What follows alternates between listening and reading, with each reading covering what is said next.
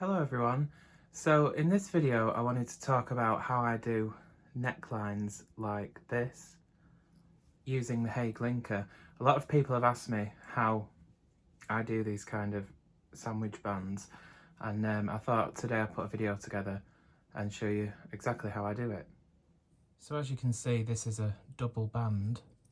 A sandwich band, of course, will only work if it's a double band, and you can see it's a 1x1 rib. There's a few rows of stocking stitch, and then the live stitches are what appears to be back stitched all the way around the neckline, front and back. Now you can do this type of neckline without a linker. You would just fold the neckband to the right side and actually back stitch around through the open stitches, but of course the Hague linker makes a chain stitch, so you can see there's the chain on the back side, and on the front side is a straight stitch, so it gives a back stitched appearance.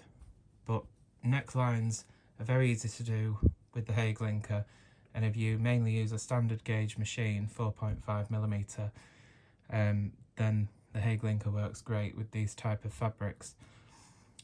So this is the type of band I'm going to show you how to do in this video.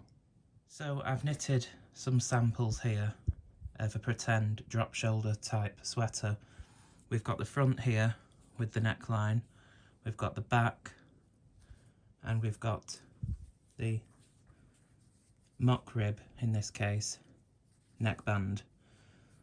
The neckband is knitted separately when you do this method. Now if you have any loose ends from any shaping or casting off, like in this case I've cast off the centre neck stitches, it's a good idea to work them into the neckline edge. Just weave them in.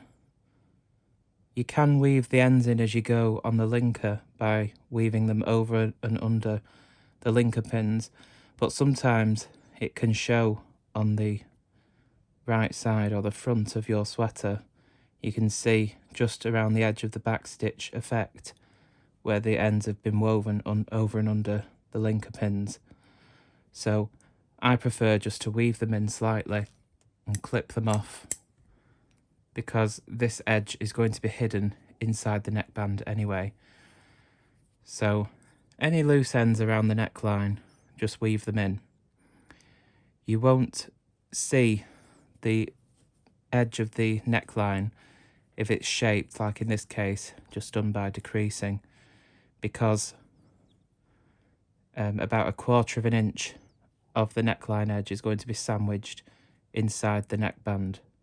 That's why these type of sandwich bands are great for cut and sew necklines, and also neckline edges that tend to be a bit rough looking because of some sort of stitch pattern that you're knitting.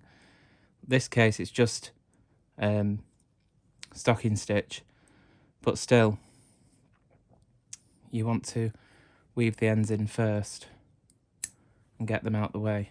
Now the first step in completing the neckline is to join one of the shoulder seams. Now you can join this together on your knitting machine if you've left live stitches like I have. If you've cast these stitches off, you can just hand sew them if you want, but you can use the linker with either open stitches or a cast off edge to join the seam together. Of course the same rule applies. The first piece you would attach with the right side facing you, and then the other piece would be with the wrong side facing you, so the right sides are together. Now you can see this is the point ring, and directly behind it is the gauge scale. There is 1 centimetre increments furthest away from you, and then 10 stitch increments all the way around as well. Typically when you're hanging live stitches, you want to start at the 0, which you'll be able to see it. It's a bit out of shot here, but it sort of goes 0, 10 stitches, 20 stitches, just so you can keep an easy count of your stitches basically. So I'm going to join this shoulder. Now remember I said we want the right side facing. And there's two methods to hanging these open stitches onto the linker pins. You can hold the waste yarn above the pins like this and pop the stitches on. It's a bit tricky to get it started. You can see how the stitches just want to naturally fall into place like that.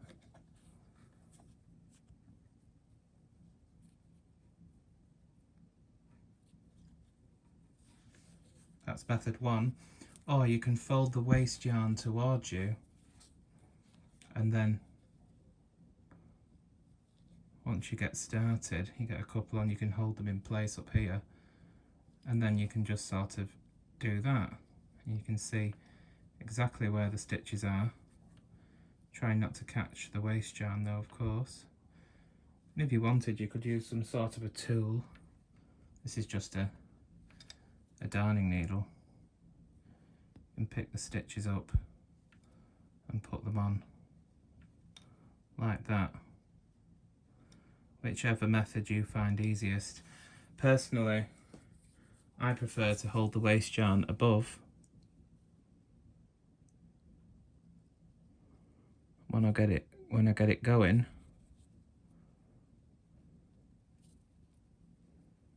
you've got something to pull against basically. And then you can hang those stitches onto those points like this. It will be easier for you because you haven't got a camera in front of you, so I can't really see that well what I'm doing.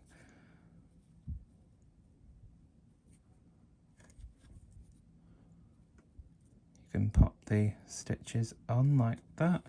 The end ones are a bit tricky. There we are, that's all the stitches attached for one part of the shoulder. Here's the second piece. Making sure I get the right linker pin. The wrong side is facing me this time.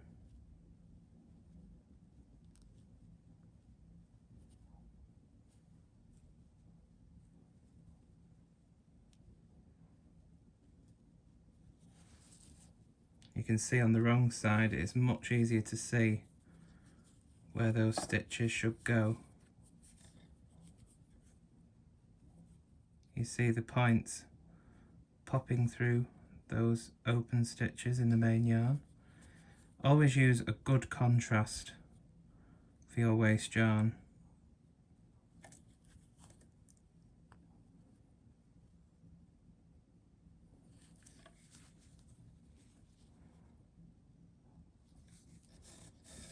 Okay, and there's those stitches in place.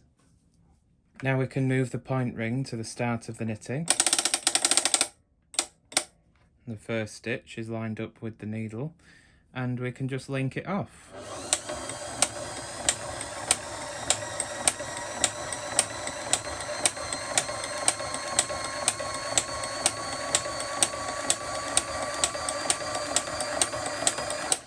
Don't stop immediately that you get to the end, do a few more chain stitches.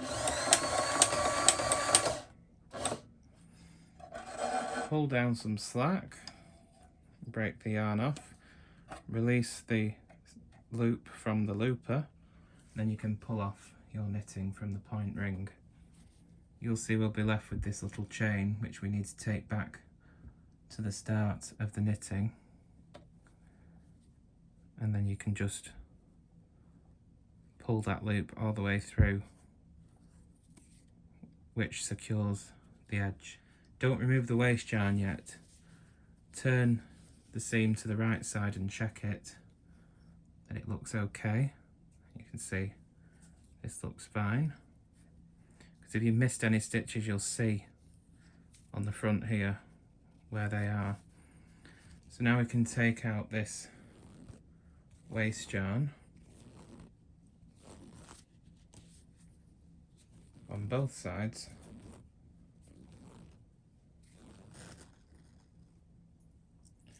and you can see there's our very neat seam. doesn't take up much bulk, as you can see. And that's the join on the right side. When you link a neckline, you do want to reduce the tension on the yarn because you don't want the linking too tight around the neck edge. Not only will it make the neckline not as flexible and stretchy to get over your head, it'll also make the straight stitch that mimics the back stitch effect very tight, and it'll really sink into the fabric, and you don't want that. So reduce the tension by a few turns, doesn't have to be much, just take a little bit of the tension off. You want a nice tight link when you do seams, but for a neckline it's not required to be as tight. So this is my neckband. As you can see, it's a 2x1 mock rib, but it doesn't have to be. It can be any type of band. It could just be a stocking stitch band, a picot band, any type of ribbing, anything basically, but it just needs to be so that it can be double length and folded over to complete the band. So in this case, I've cast on with waste yarn for this mock rib, knitted a row of ravel cord, knitted 2 rows at main tension and transferred every third stitch to its adjacent needle, knitted 17 rows at stitch size 4 numbers tighter than main tension. I've done 1 row at main tension here. This is the fold row, so you get a nice crisp fold when the neckline folds in half. Another 17 rows at stitch size 4 numbers tighter than main tension. And then here I've picked up the heel of the stitch and put it on the empty needle to fill in the gap. If I'd have just brought the empty needles into working position, it would have left a row of eyelets and I wouldn't have wanted that. So that closes up any holes. Then I've knitted 3 rows at main tension, a row of ravel cord, and then finished with some more waste yarn. Now, if you can, always try and knit a row of ravel cord wherever you're trying to separate waste yarn from the main knitting when you want to pick the stitches up. It makes it so much easier to pick up, especially with the linker. So beginning and ending, separating the waste yarn from the main yarn with ravel cord in a good contrast is a great idea. It makes life so much easier. You can use ravel cord that comes with your machine. To find several colours, there are places online that sells them, usually in packs of 5 of different colours, so you can get one that best suits the yarn you're using as a contrast. You can also buy spools of nylon or rayon cord, usually in craft shops and things, and they work just fine as well, but just needs to be a good strong contrast from the main yarn and the waste yarn. Now at the bottom of my neckband here, this is the part which I'll put on the linker first. This will be seen on the inside of the sweater. I always start with waste yarn and then have live stitches of the main yarn to pick up. Some people will, if they're doing a rib band for instance, they'll cast on with a closed rib cast on and then just push those onto the appropriate number of linker pins because it's seen on the inside anyway, but personally I prefer this method where picking up live stitches because it makes less bulk basically. Now the advantage to casting on with waste yarn and then having your main yarn on live stitches here at the bottom of your neckband is that you've got an exact number of stitches here to hang on to the linker pins.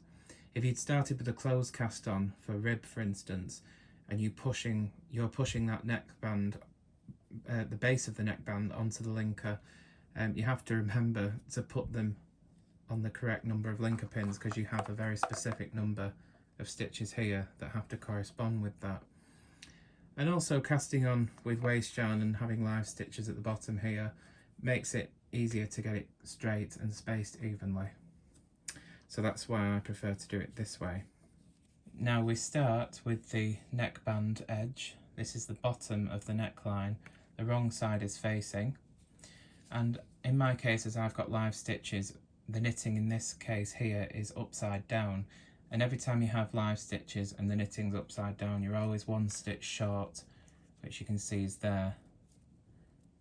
That would be the 100th stitch. There's 100 stitches on this neckband, but that's not really a stitch, so we'll miss that one and start with that one there.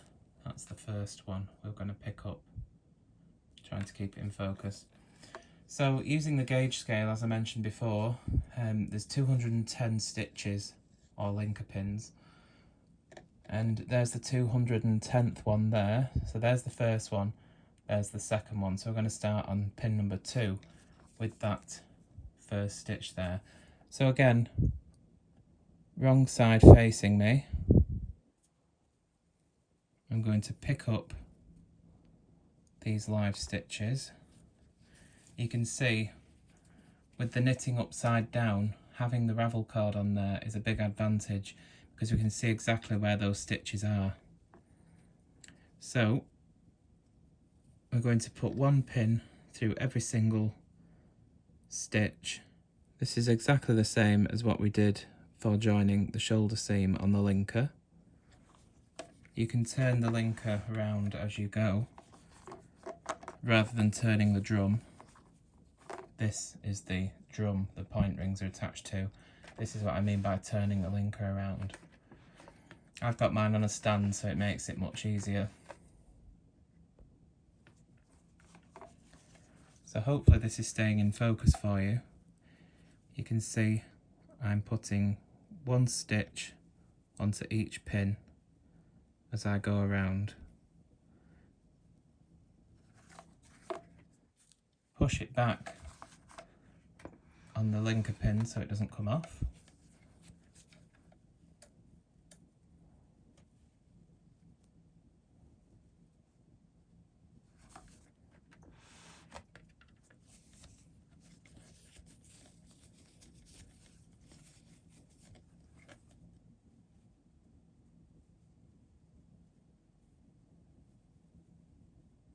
You can see that this will take a bit of practice, but if you're used to using the linker anyway, then this shouldn't be too difficult.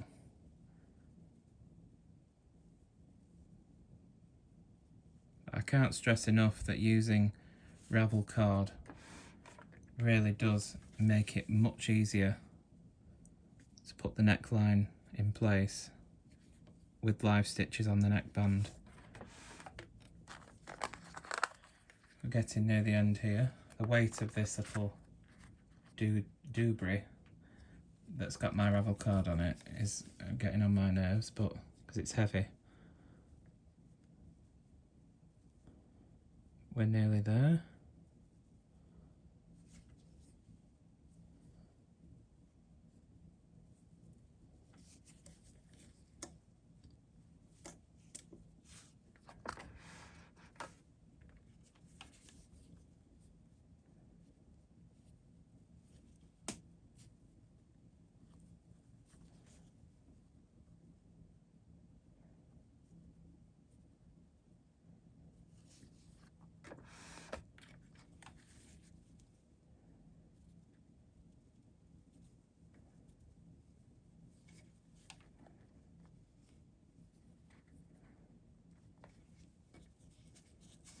When you get to the end, as you can see here, I've ended at the 100th pin because I started on linker pin number 2.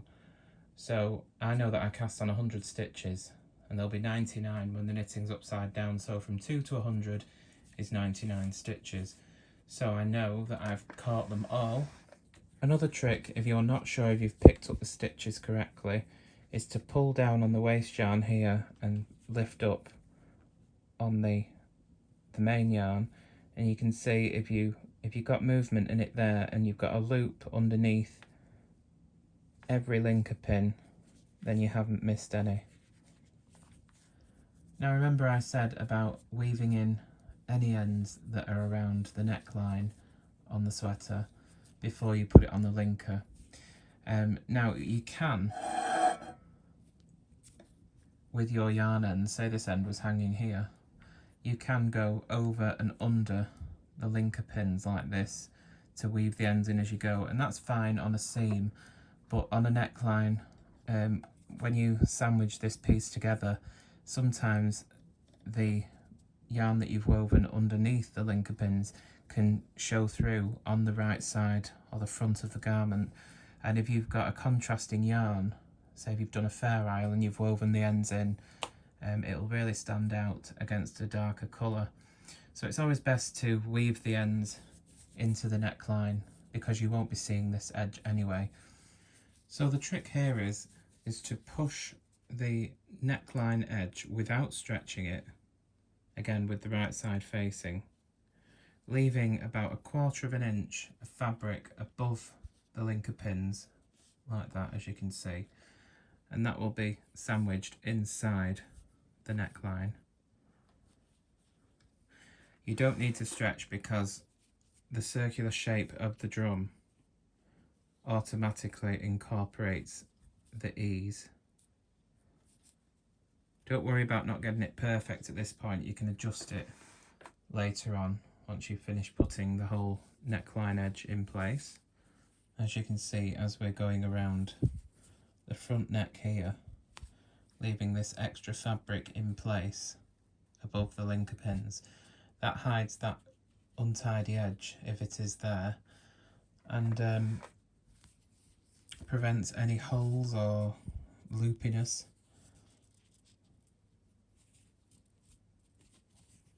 So I'm going to finish up, I'm just going over the centre neck here, I'm going to finish up putting this neckline on and I'll be back with you.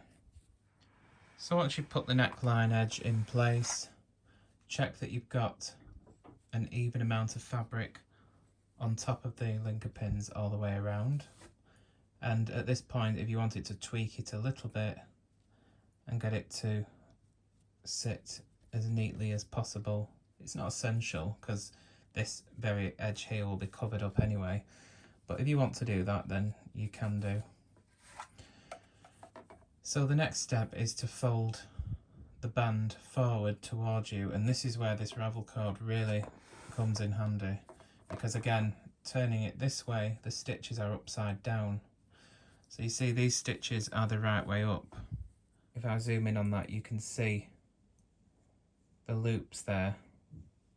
These stitches are the natural way up, the correct way. If I turn it forward, you can see instead of the loops being at the top, the loops are at the bottom now because it's been flipped forward the other way. So without the ravel cord in there to separate the waist yarn, it would be very easy with the close knit of the two fabrics, even though they're contrasting colours, it would make it very easy for you to put the linker pin in here and here instead of there through the stitch. So having the contrasting ravel cord makes it much easier to pick up the stitches. So we're closing this band now, as you can see. Trying to again get this thing out of the way.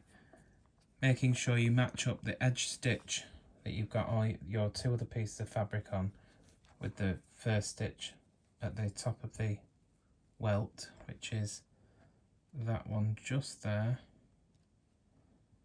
Get that in place. There we go.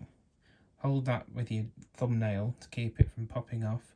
And if you stretch the fabric slightly, you'll be able to get the next stitch in there. And if you can see here, if you pull down slightly, you can see where those stitches need to go on the linker pins. You see here the stitch, the looping is this way, this direction, the upside down V basically, and push it well back onto the linker pins because otherwise it could end up popping off because there's a lot of layers here. Always holding with one hand the fabric above the linker and pulling down on the waist yarn with the other to help seat it in the right position. Another thing is don't be mean with the waist yarn. Always knit a good number of rows because you've got more to hold on to put these stitches into place. So this, as I said, it does take a bit of practice to do, but once you get used to it, you'll know basically what to look for, and you'll be able to tell if it is if it hasn't been put on right, because it'll look different from the rest of the fabric.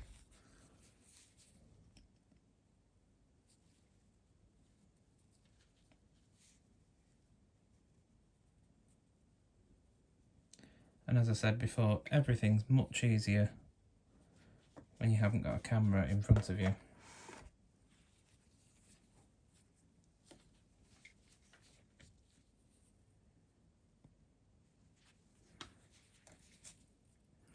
Once you get going, those stitches will just want to naturally fall against those linker pins.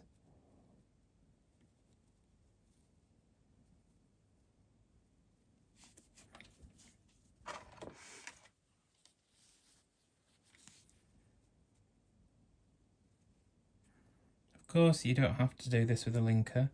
You could still do this by hand with a sewing needle and backstitch it manually.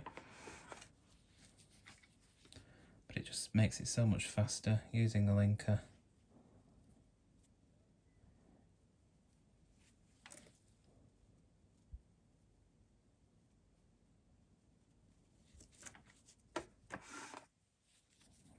Coming up to the end here, get my ends out the way. The last few stitches.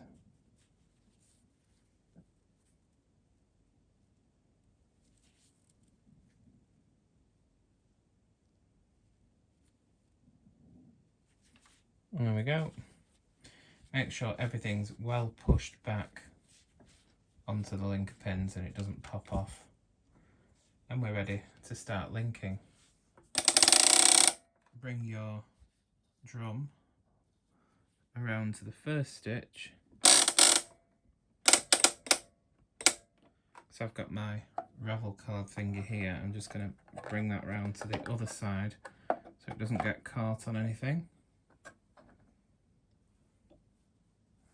And we can begin linking. And as I said before, I did loosen the tension, so we'll get a nice straight stitch around the front of the neckline here. If you haven't blocked the pieces like I haven't here, just because this is a sample, I do normally block, you'll find the waist yarn wants to roll upwards on the front here, so just hold that back with your hands. And we can start linking.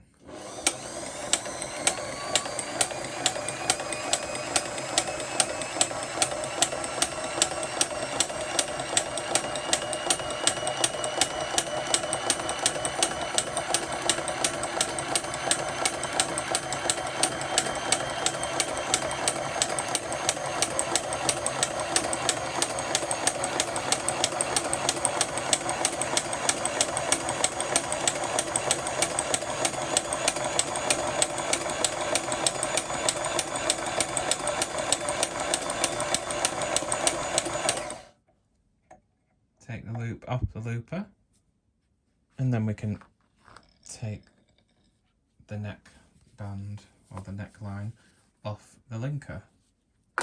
Finish off that end here. There we are. Finish that end off. And now we can remove this waist yarn. It's a good idea to just go around and check everything has been caught properly. And it looks good. So now we can simply remove this waist yarn by pulling this ravel card out.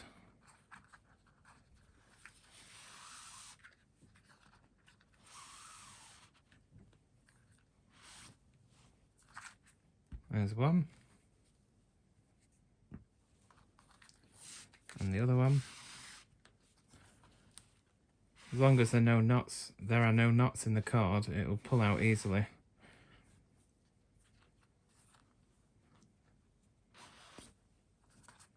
There we are, there's the other one. So now you can get a knitting needle or something like that and put it through the welt and give it a good pull, which evens it up. When we fold it the right way around, there's our remaining shoulder. It's quite a deep neck, this one, isn't it? I didn't follow a pattern, I just sort of made it up, so it's probably not going to be perfect. So the next thing you would do would join the other shoulder seam and then attach the sleeves. So there you go.